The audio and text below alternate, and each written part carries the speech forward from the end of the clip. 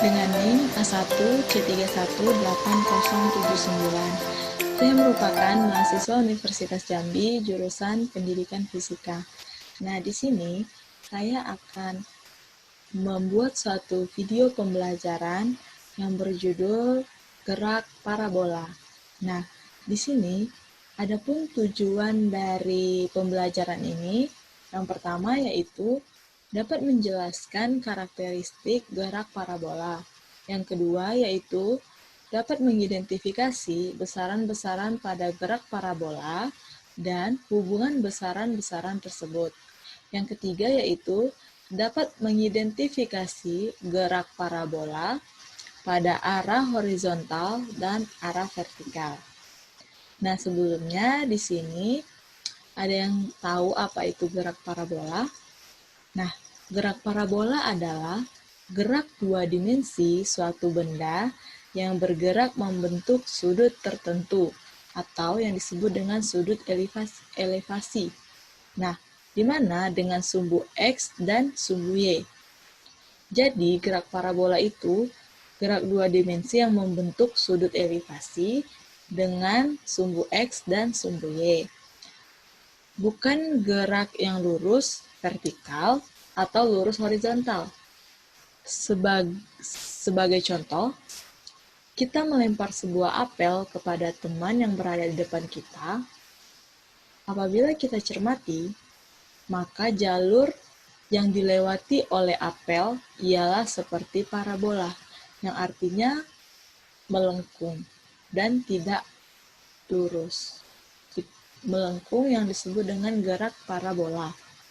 Nah, di sini adapun ciri-ciri dari gerak parabola itu, ada beberapa ciri-ciri dari gerak parabola. Yang pertama yaitu jarak terjauh ditempuh dengan sudut 45 derajat. Jadi jarak terjauh dari gerak parabola ini yaitu 45 derajat. Yang kedua yaitu pasangan sudut yang menghasilkan sudut 90 derajat akan menghasilkan jarak tempuh yang sama.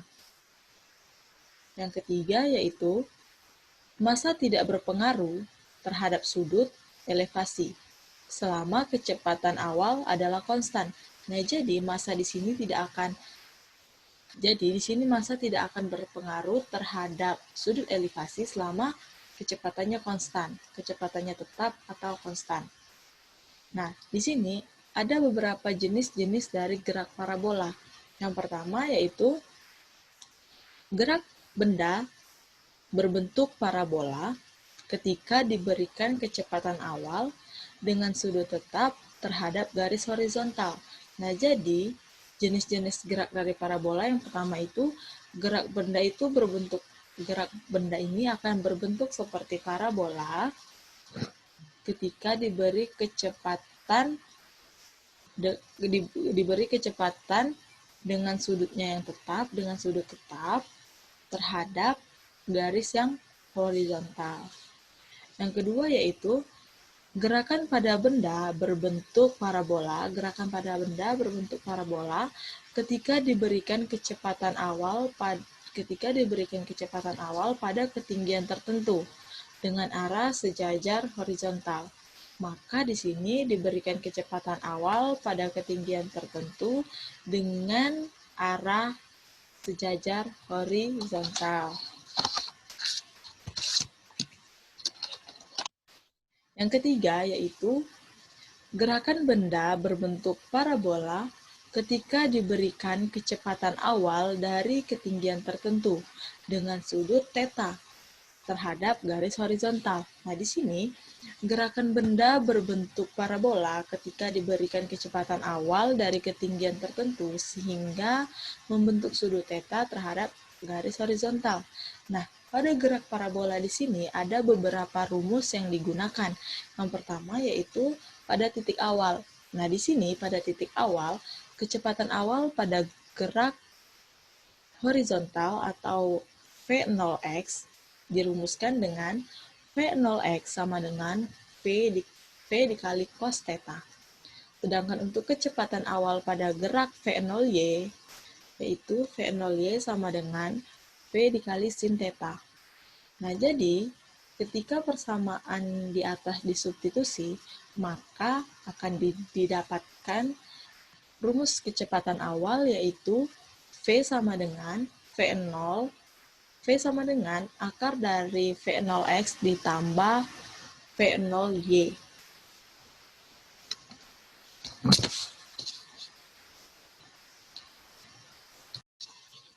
Nah, di sini saya akan melanjutkan materinya, yaitu menurut Galileo, orang yang pertama kali mendeskripsikan gerak peluru secara akurat menunjukkan bahwa gerak tersebut dapat dipahami dengan menganalisis komponen-komponen horizontal dan vertikal terhadap gerak tersebut. Nah, di sini coba kita bayangkan ada sebuah bola kecil yang berguling jatuh dari sebuah meja dengan kecepatan awal yaitu V0x. Kecepatan awal V0x dengan arah horizontal yaitu X. Nah, yang pertama yaitu mari kita lihat pada komponen vertikal Y. Dari gerak tersebut, begitu bola meninggalkan meja pada T sama dengan 0, bola mengalami percepatan vertikal ke bawah. Ketika bola meninggalkan meja dengan kecepatan T sama dengan 0, maka bola mengalami percepatan vertikal ke bawah. G, percepatan yang disebabkan oleh gaya gravitasi.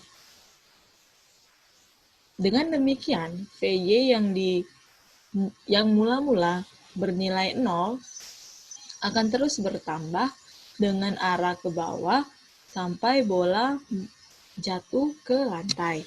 Nah, berarti di sini yaitu AY sama dengan min G dan VY, AY sama dengan min G dan VY sama dengan min GT. Nah, di sini dari kondisi ini dapat ditulis suatu persamaan, yaitu Y sama dengan min setengah GT kuadrat. Jika kita tentukan Y0 sama dengan 0, di pihak lain pada arah horizontal tidak ada percepatan, sehingga komponen horizontal kecepatan Vx tetap konstan, sama dengan nilai awalnya V0x. Dengan demikian, akan memiliki kecepatan yang sama pada titik lintasan tersebut. Kedua komponen Vx dan Vy dapat ditambahkan secara vektor untuk mendapatkan kecepatan V pada setiap titik di lintasan.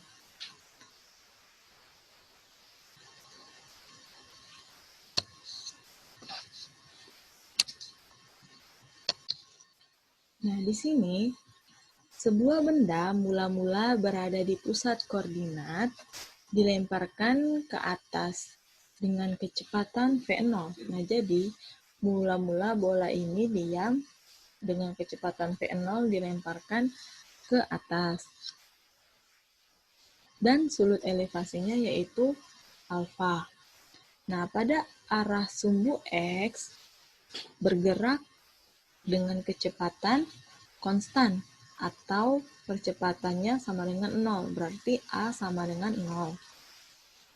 Sehingga komponen kecepatan Vx mempunyai besaran yang sama pada setiap titik lintasan,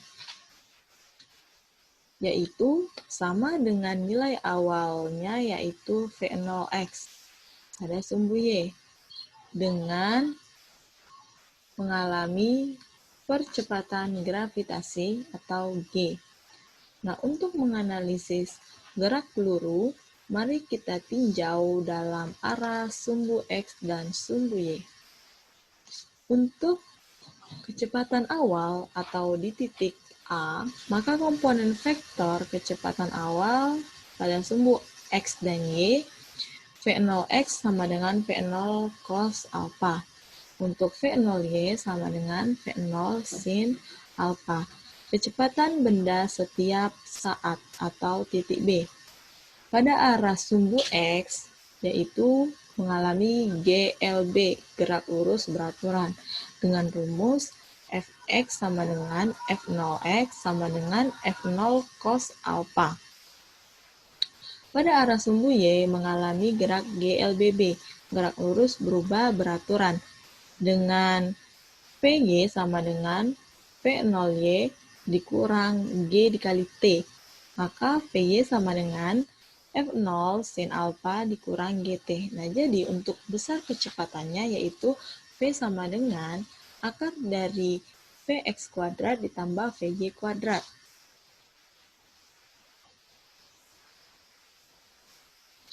Nah, di sini ada pula rumus yang menjelaskan titik maksimum benda atau H titik maksimum. Pada saat benda mencapai ketinggian, misalnya nih di titik C kecepatan arah vertikal sama dengan 0, maka Vy sama dengan 0. V0 sin alpha sama dengan GT sama dengan dikurang GT sama dengan 0. Vy sama dengan 0, V0 sin alpha dikurang GT sama dengan 0. Nah, berarti di sini V0 sin alpha sama dengan G dikali T karena min GT pindah ruas jadi positif. Nah, di sini untuk mencari T yaitu sama dengan V0 sin alpha per G.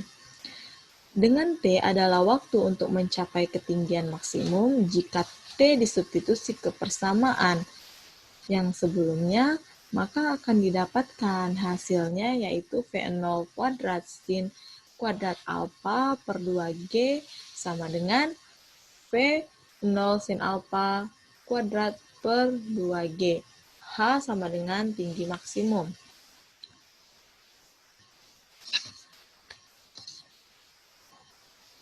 Nah, baiklah. Adapun kesimpulan dari materi ini, yaitu gerak parabola merupakan gerak yang berbentuk parabola atau melengkung, tidak berbentuk gerak lurus. Nah, di sini adapun contoh dari gerak parabola dalam kehidupan sehari-hari kita, yaitu ketika kita melemparkan bola kasti ke teman kita, maka ketika kita amati proses bola kasti dari kita ke teman kita, maka dia akan membentuk lintasan seperti melingkar.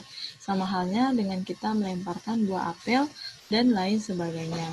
Baiklah, demikianlah penjelasan saya mengenai materi gerak parabola.